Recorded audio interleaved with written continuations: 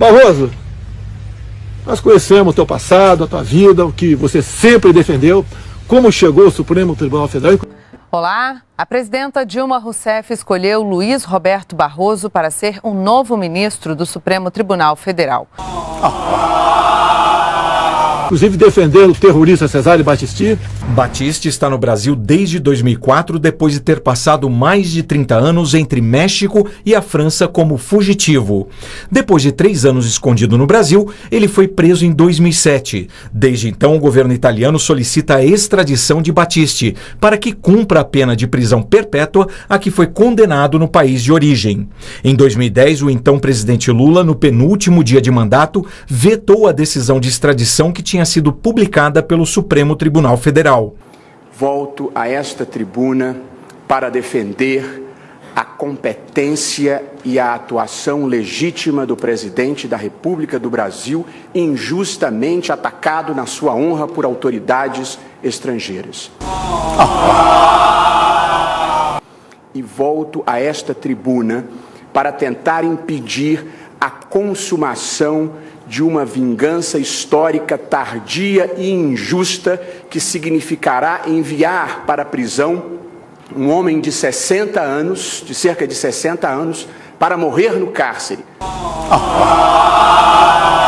O ex-ativista de extrema esquerda Cesare Battisti admitiu participação em 4 assassinatos cometidos na década de 1970, de acordo com a imprensa italiana.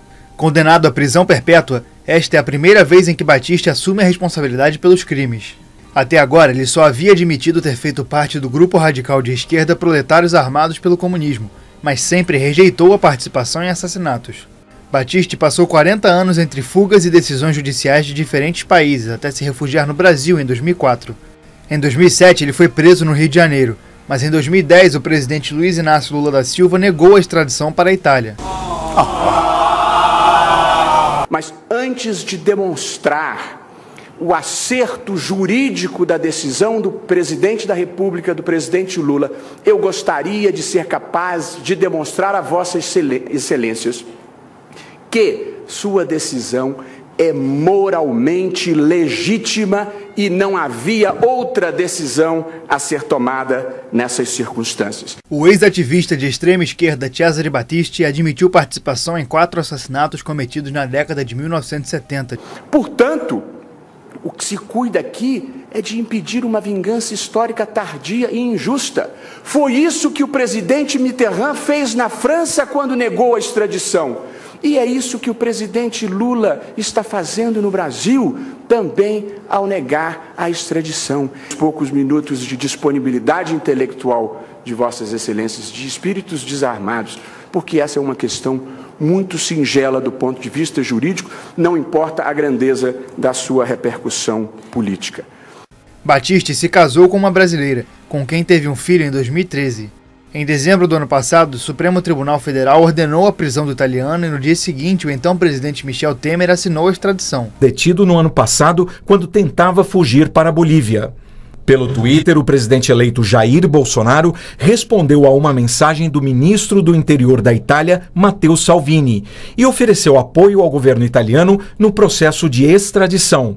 Bolsonaro disse que Battisti é um terrorista assassino. A decisão do Barroso de ontem, monocraticamente, presta atenção que é importante, pessoal, mandando, determinando que o Senado Federal instale a CPI da Covid contra o presidente Jair Bolsonaro.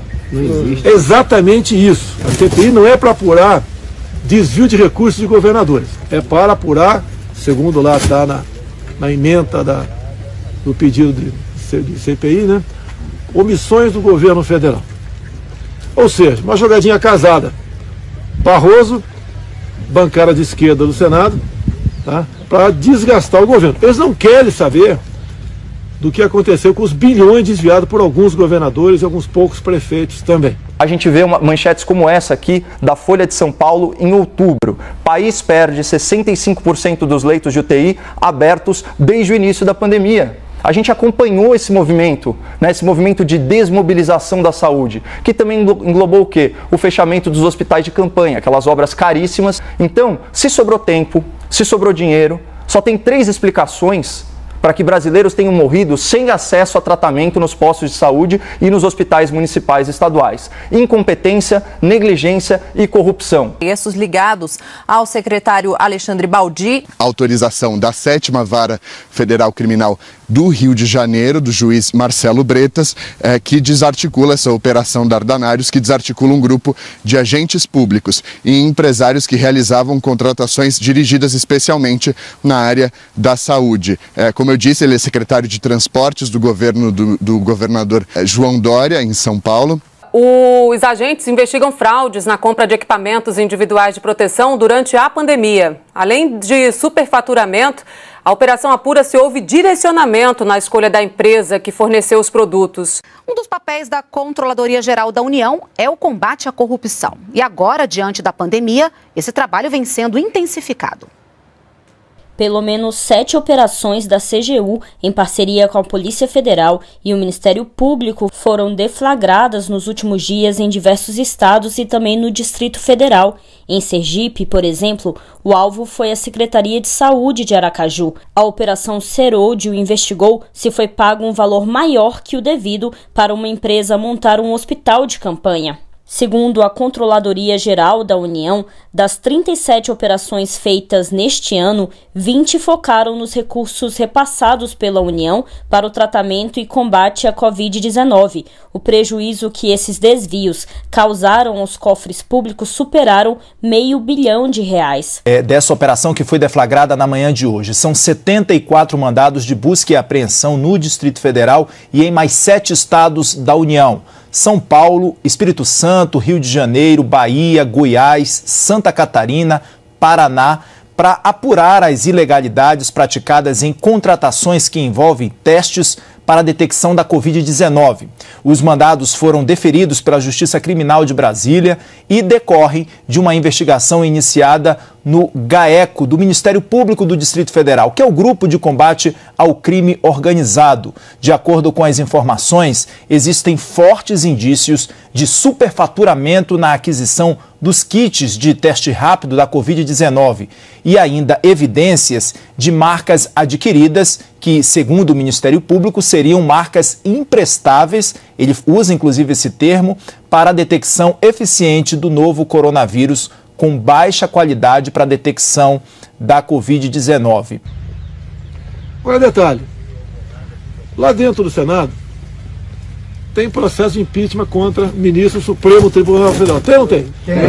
Eu quero saber se o Barroso vai ter coragem moral de mandar instalar essa CPI, esse processo de impeachment também.